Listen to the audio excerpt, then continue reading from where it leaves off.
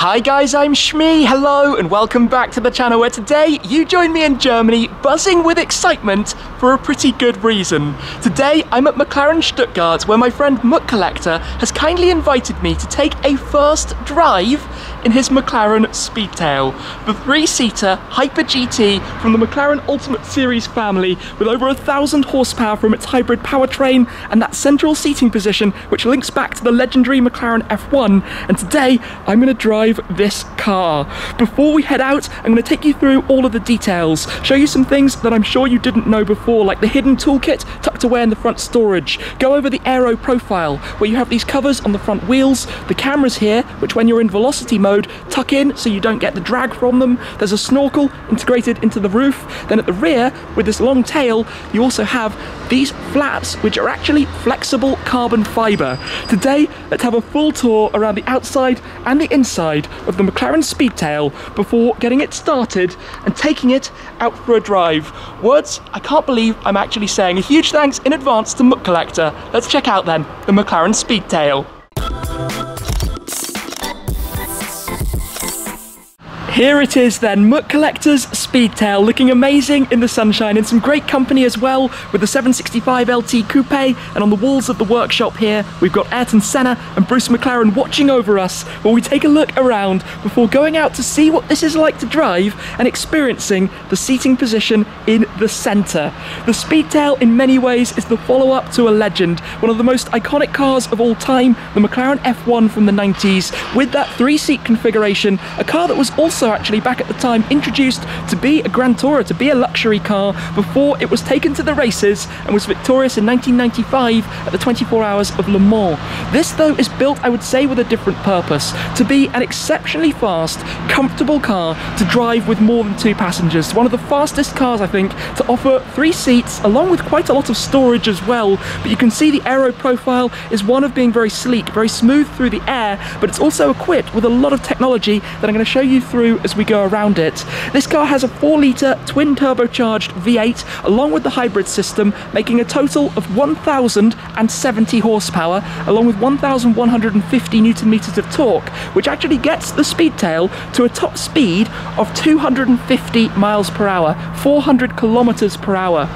It will get to 300 kilometers an hour, 186 miles per hour in a mere 12.8 seconds, less than 13 seconds, thanks to all of that power going through the rear axle with the 7-speed Graziano dual clutch gearbox. But just look at it. Where do we really begin? There are some distinct features. Yes, the aero parts on the wheels stand out, as does all of the glass over the canopy, and I've been lucky to take a look around the Speedtail before, but let's just, I guess, take all of this in, because the aero work is fascinating. It's all very neatly integrated into the body. The curtains here as part of the headlight arrangement, and in fact this represents the speed mark shape that you see here in the McLaren logo, that almost tick shape carried through into the headlights. Again, more airflow around through the lower splitter, through the different sections, and also a lot going on underneath the car. The reason for these covers on the wheels is again to do with the aero, to keep airflow smooth around the side of the car, of course to help it at high speed, and that is why gone are traditional door mirrors, being replaced by cameras which pop out when you unlock the car. Unlocking the car is a bit of an event in its own right. I'm going to show you that in a moment, but it is very, very long. Just look at that tail. This car is 5 meters and 10 centimeters long. One of the crucial parts of that is by having this smooth and very low rear end is to help with stability and to help, of course, with high speed. And just look back here under the diffuser, how far under it goes. You have the exhaust tailpipes, one on each side, just here inside the double diffuser. But this is a work of art actually to behold, even here behind the rear wheels. This, everything about it, everywhere you look, there are just details which grab your attention. Here, for example, the clean air that comes over the roof goes in for the cooling, mid rear mounted V8, of course, linked up to the electric motors.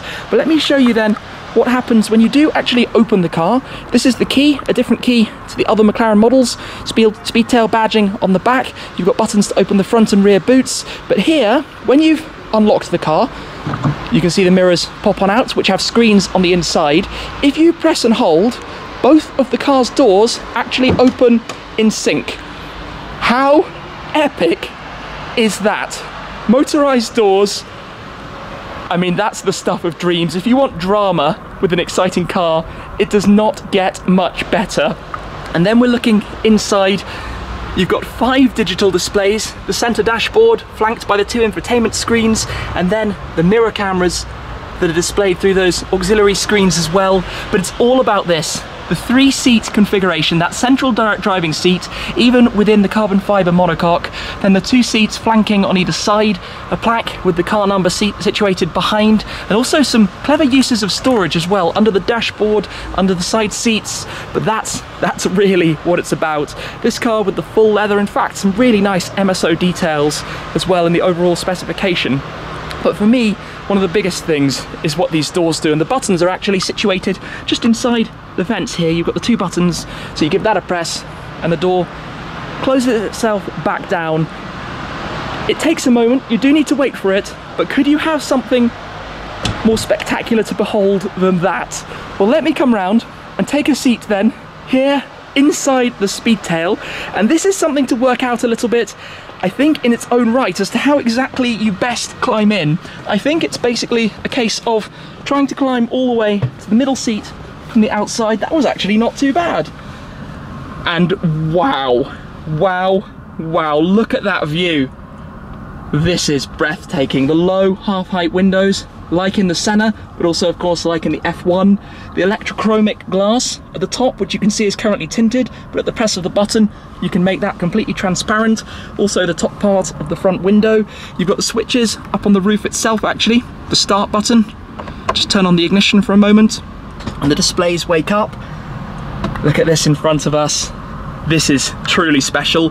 The button here to do the door, give that a pull, and the door closes down. No need to grab it or anything like that. And then of course the camera, that's actually quite fun to see the camera showing us the showroom and the 765 LT that's behind. I guess I should probably start it up. Let me press the magic button, foot on the brake. Let's do this.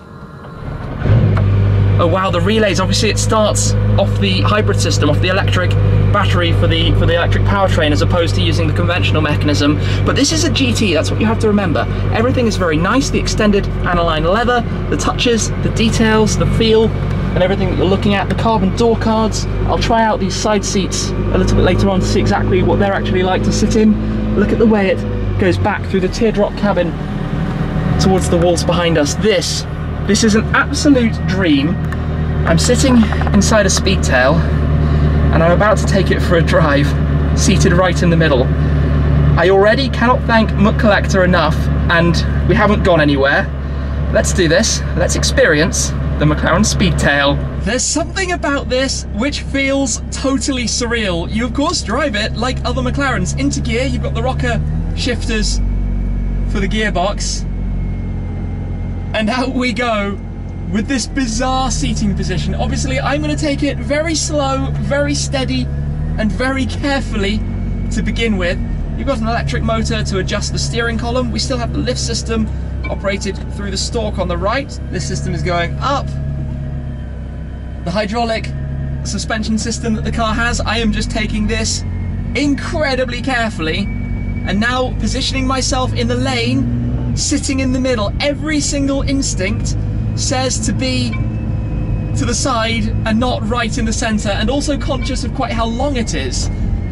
But I tell you, the instant sensation driving in here is that it is very, very calm, very comfortable. We're in comfort mode. You have comfort, sport, and velocity, but it is clearly a car that is about being a gentle cruiser. I'm just taking this carefully for a moment to get a feel, to get my bearings. What you have to remember is this isn't a track car like the Senna. This isn't that purpose, and it's not really the pioneer like the McLaren P1 was. That will have a successor in its own right that comes further down the line. Sitting in here, the left screen is for the climate control, air vents nicely on both sides. If you like symmetry, this is perfect. On the right side, you've got your media and your phone. Small problem is that I can't exactly see the traffic lights. It's an awkward position from that perspective. There's not the hugest amount of headroom, I have to say. And I'm also taking a moment to get used to looking for the display screens for the mirrors instead of looking actually outside for something that's sitting on the front wings.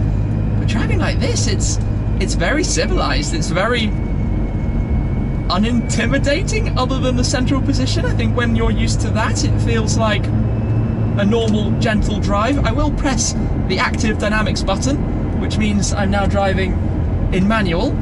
We're in sport mode as well by default when we go into that setting. There we go, you can hear a little bit more sound out of it because the car has exhaust valves. McLaren's typically didn't really have valves. The Senna does, which opens and closes basically just as you pull away, so small movements. But in here, a little bit more sound action going on.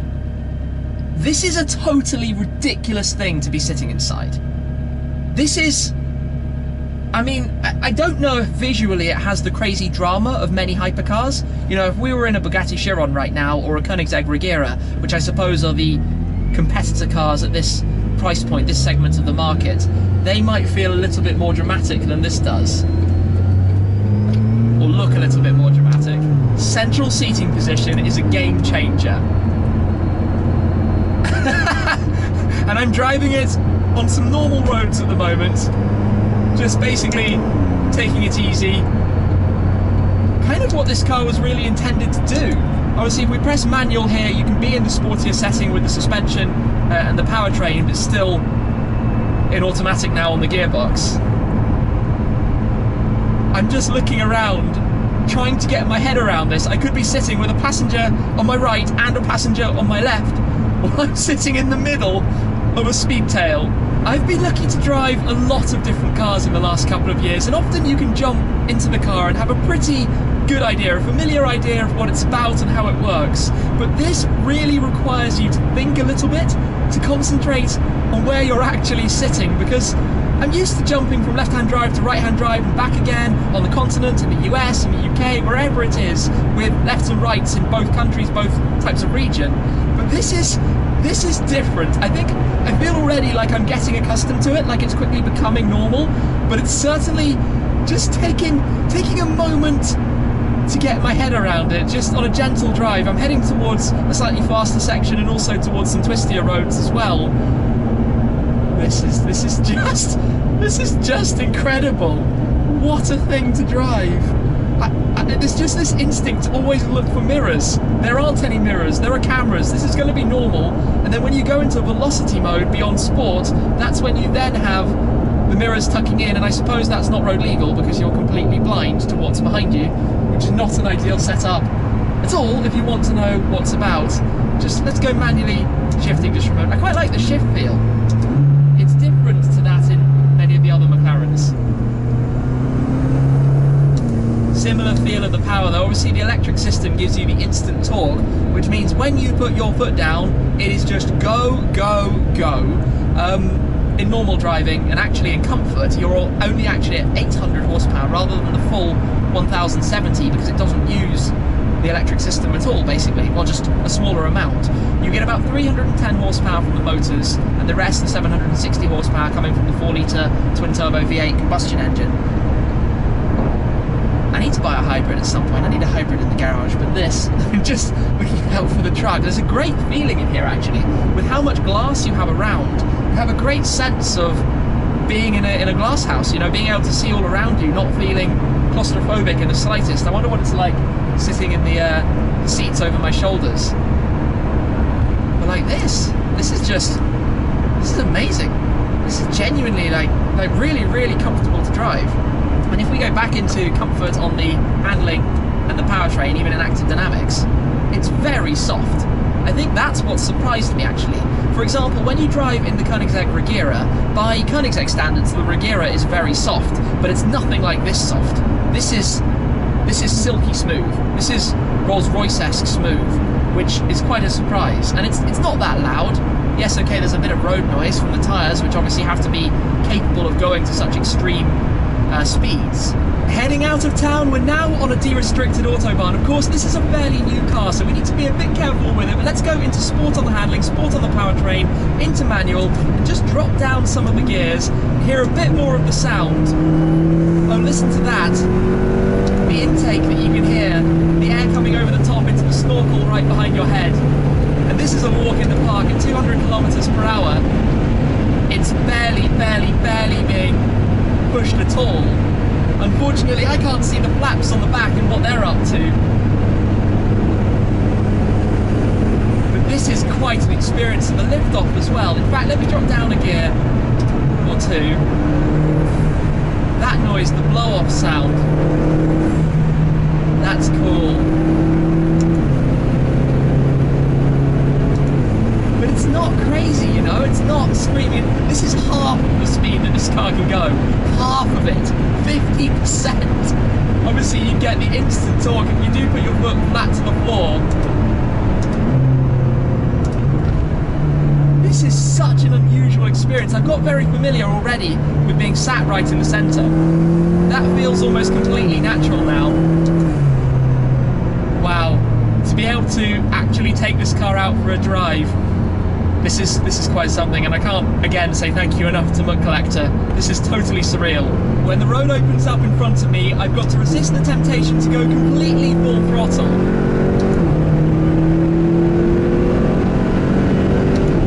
This is ludicrous, and I'm pretty gentle on the throttle pedal here.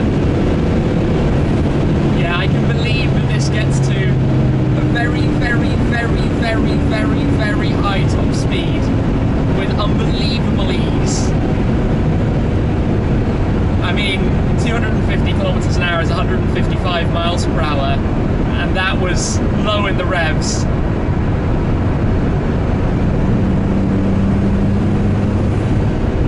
Just wow. Right, let's head on to some twisty roads then. I've got one of those smiles that's making my cheeks ache a little bit from the joy of driving this car through a corner. I mean, like all McLarens, it still turns in so well. That front end and sitting in the middle. I'm not sure what words there are to describe this. Wow, what a car. But again, I can't quite see the traffic lights. Small problems. You can actually change the electrochromic glass in here. You can go into ambience and you can go to roof transparent, and then all of a sudden you can see out of the front window and out of the roof panels a little bit more, which does actually significantly help. So you have less of this letterbox in front of you. Conscious of how long and how far behind me the back of the car is as well. Over some bumps in sport it is, yes, a little bit bumpy. The significant problem that I for one would have if I owned a McLaren Speedtail is that I would genuinely use it as a daily driver. It is so easy to drive and use. I don't think there is another car of this level which is this livable. And I say that because the Speedtail versus, let's say, the Chiron, they are in a very, very similar segment in terms of overall style and usability for a hypercar with immense performance. But in here you've got much more space. There's a big luggage storage area at the back and one at the front, and you have seats on either side, so even if you have one passenger, you've got enough room for things on the other side of you as well. So it's a car that I think you could be quite surprised to just drive. It's very, very peculiar not having a rear view mirror. Obviously that wouldn't work right in front of you. You'd be looking literally straight at yourself. But with the bulkhead behind, there isn't such a thing. You're relying on the cameras on either side, which is totally fine by legislation. It does, however, mean it's a little bit strange. It takes some getting used to. But just driving around here, the beautiful countryside lanes near to the Black Forest.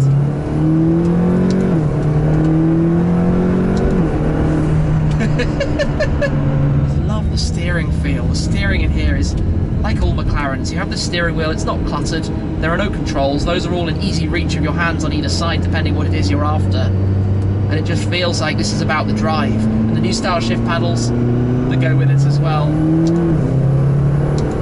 This is very me in a car. I like long distance driving, I like cars of this GT nature, and I love my super GTs, things like the AMG GTRs and the Ferrari 812 and GTC4 Lusso. But this is Hyper GT. This is a different segment. It's the same ultimate purpose, but without a budget attached, we could say. You know, you have to consider that this is 8 or 9 times the price of a Ferrari 812 Superfast, for example, the new price. More than 10 times the used price of one. And I think with a car like this, you couldn't just go out and really do 10,000 miles a year, and that's what I would want to do. With here, you'd have to be a little bit more restrained. I'm actually just going to take a moment to pull in and have a little breather and just admire this thing for a moment, because this seating position in the middle, it's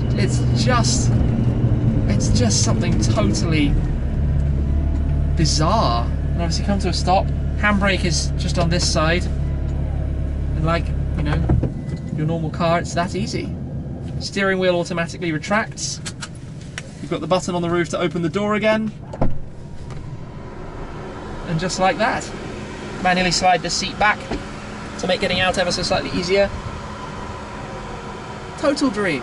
Just look at this car, it is totally unique and unlike anything else, and what a perfect day to be out driving it. Some incredible roads, great weather, thankfully it is not raining, and just an unreal experience to get behind the wheel of the Speedtail.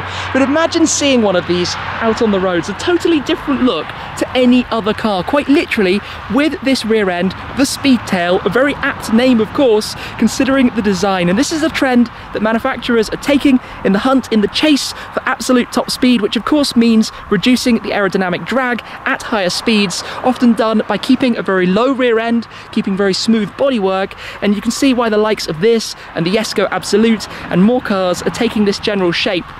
But let's look at it in a little bit more detail. And back here, you'll spot things, for example, like the horizontal tail light that sits right underneath these active flaps, literally flexible carbon fiber with motors that push them up, that bend them up to help keep the back end planted when it's required. Of course, it's all carbon fiber, both the visual sections and the painted sections, carbon monocoque, carbon body panels, all the lightweight materials needed to keep the weight down wherever possible. Then you look under the diffuser, and the way it stretches all the way under to the rear axle, where you have that additional diffuser, you can see some of the suspension components. Of course, we have the exhaust tailpipes integrated under here, the milled openings for the cooling, you can see the heat shields inside, and again, carbon, carbon, and a lot more carbon.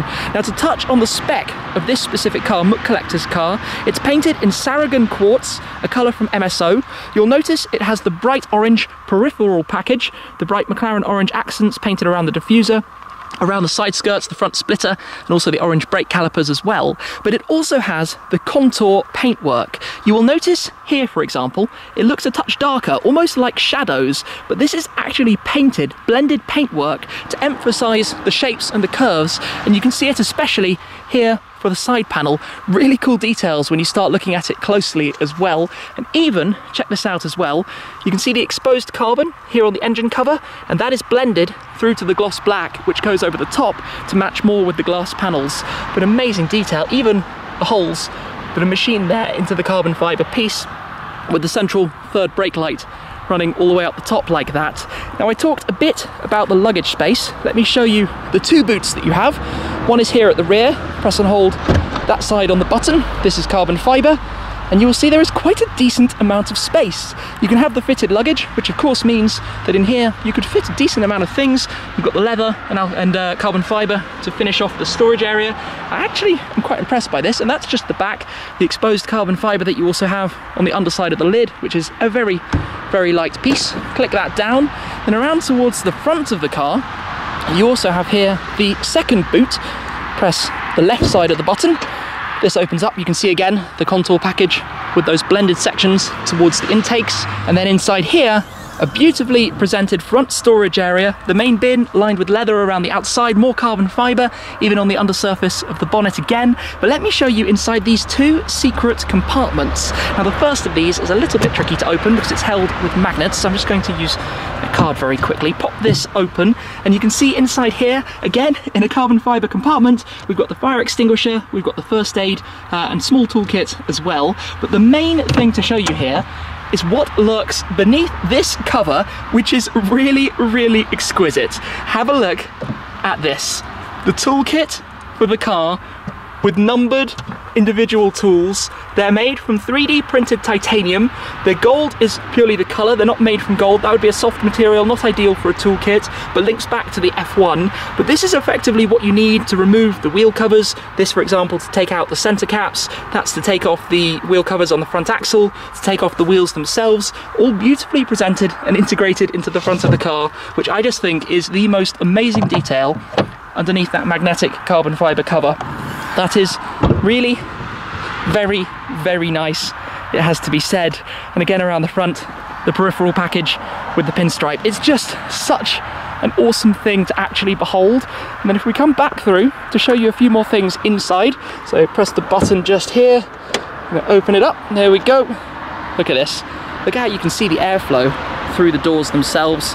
More carbon fibre, carbon everywhere. Satin carbon inside to reduce reflections, but inside a carbon fibre complete tub. Back here, a few storage things to show you. Side pouches, you give that a pull and open those up. Decent amount of storage under here, in fact quite a lot. I'm sure you could get a pair of shoes or something in there. Goes quite a fair way back, comes back again, magnetic to hold that down. There's also a storage compartment here, you can see to hold cards, and that extends inside as well. And exactly the same also over on the other side, although the glove box on the other side is slightly smaller. But you can see all of the storage space that you have available. The plaque I mentioned behind the headrest, check that out, number 62 of 106. McLaren Speedtails, but all attention and focus on the driving seat and the bright orange in the centre, which I think just emphasises what it's all about. And look at even the graphics that point towards the middle, very much about the driver sitting in the middle. And you've got ambient LED lighting as well. You can change all of the lighting effects. Even look at this contoured dashboard, working similarly to the exterior design. Anyway, I better climb back in and continue the drive. This is just something so special. Even just sitting back in here is bizarre. In automatic default settings, it's back into comfort, active dynamics panel disabled. I mean, this is some pretty rough ground, but even here, aside from the noises that you hear through the carbon tub of the leaves and the small sticks on the ground, the ride is amazing. Honestly, this is really rough and bumpy. I'm just completely blown away by what this car can do, how effortless it is to drive, how easy it is to drive. The steering, especially in comfort mode, is lightweight, obviously hydraulic setup, and so pinpoint sharp, but no stress. Now this is an interesting one, pulling out. Oh wow, the visibility. That's amazing, how much I can see over my shoulder. No horrible blind spots at all. And then back on the road, it just glides along, it just eases, it just cruises. What? I mean, the one thing I will say is I do feel really high. I'm conscious of the control panel for active dynamics and the start button being right most in front of my face. I'd love to be a touch lower, but to fit 3 seats into this one cabin in this style obviously is no easy feat. That's taken a whole lot of development work and engineering. And I believe this project was basically born out of customer demand years and years ago, with the rebirth of McLaren Automotive, customers basically saying, can we have a new F1, can this be done? And it started as 3 customers, became maybe 5, became 10, and ultimately became a full in-house McLaren Automotive project, making the full run of 106. Delivery started earlier this year, but obviously things went a little bit pear-shaped, and I think every single car has paint protection film from Topaz as well. This car certainly does, which is really very cool to have that. And I mean, I don't think there's no purer drive than being sat in the middle.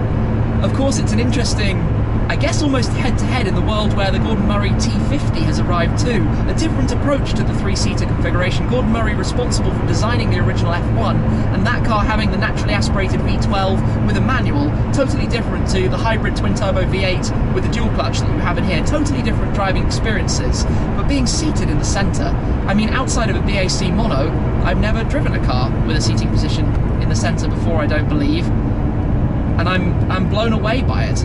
I feel like all cars really should do this. It just feels so normal. It just feels right, and you can get out of each side. There's enough room in the footwell, you can swing your feet in both directions. Yeah, I like it a lot. I'm surprised by it.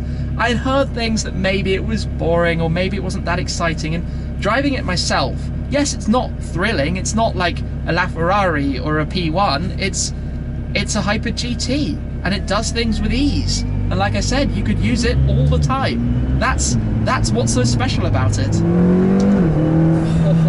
The torque feeling is just instantly through you. That feeling of the head and the body being pushed back.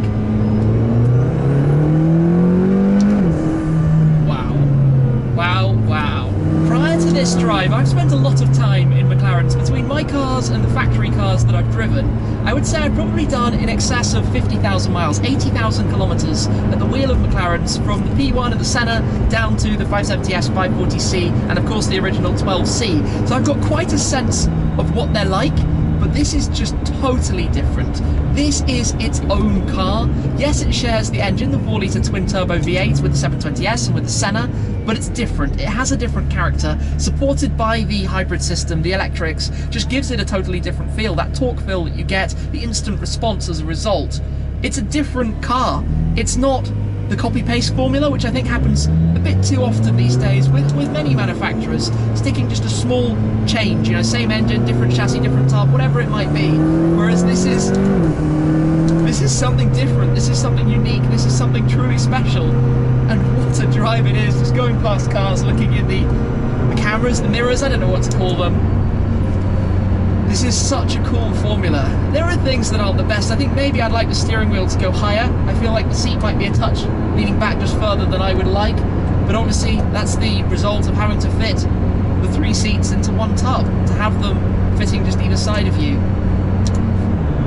Anyway, I think it's a bit of a cruise now, back towards base. Because there is more I would like to show you about the interior. Just mind blown. I've returned back to McLaren Stuttgart and I'm sat here at the moment just reflecting a bit on that drive, and I hope I've been able to portray what it's like. But genuinely, this has blown me away in terms of the whole package and what the car actually is. I always questioned it a little bit before because I'm more of the track focused inclination, more of the Senna nature you could say. But this is unlike anything else. Let me show you though a little bit more around it, because sat inside here is very, very special. I'm just going to take off my seatbelt for a moment and slide this seat just a touch back so we can see a little bit more. The lever is just underneath, and there is actually a pouch just here at the front of the seat where you can put the key for the car, just tucks in there, and as you can see it is a little low on fuel, so we might need to go and sort that out quickly. But a few things have changed from earlier McLarens. You still have the same toggles here with the graphic, which represents the view that you see, the bird's eye view of the McLaren Technology Centre with the pond that it has just in front, and always when you press in it takes you to home, quite literally, so it takes you back to the main screen. In fact, let's start with this secondary screen where you have the ambience, where you can do the electrochromic glass, just to show you that taking effect as everything goes quite blue tinted, even the glass that you have behind, and you can see how good that visibility is in where your typical blind spot would be. You can actually see incredibly well on both sides, so you can have that opaque or transparent. You've got the reading lights, either all on or all off, and ambient lighting, where you can control the lighting in the footwell in a variety of different colours and things. And also over on this side, if you pull out this, he says, like that, oh, didn't quite do it right, there we go, pulls out the climate control settings, so you can pop it on auto, quick hot, quick cool, your usual settings you'd probably expect to see. Now, there is no dual zone climate control. That might be obvious because it's kind of central zone, really, that you have in this car. Coming across, we've got the central dashboard. Not too much you can change here. The rev counter that runs all the way across the very top. Over towards the right, you can see the electrical charge. We barely, well, I don't think we ever took that below 100%, to be honest. Obviously charging the system off the combustion engine or through the induction pad that you can put underneath the car. Tire pressures and temperatures, your gear selector, and this changes a little bit depending what mode you're in. So you can see here we've got the powertrain in sport and the handling in sport. But up here is where you have the blue button for velocity. So if you press, I think you just press that once, you have to hold the velocity button. Learning as I go here, we go into velocity mode and you press again to accept and confirm, and this primes the car basically, as you can see, and there it says the battery state of charge 78%, primes the car for velocity mode, ride height lowering, battery regeneration. This is quite cool to see the displays.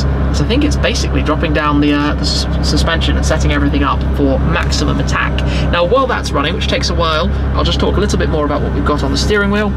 Leather wheel with the carbon inserts, the rocker system where you can push on either side. As you can see, they move together, they're connected, which means you can technically go up and down through a host of different ways. You've got your wipers light stalk. Down here you've got the menu, so this would obviously hide our fuel low level warning that we're being shown at the moment. Then on the right side is where you have your cruise control and also your lift system. You just do one single press on the end to raise and lower the lift system, which is much more helpful than in earlier cars where you had to go through a whole host of different menus. Absolute nightmare. And then obviously, sorry, I should have said the wipers is on this side, lights on the left, wipers on the right.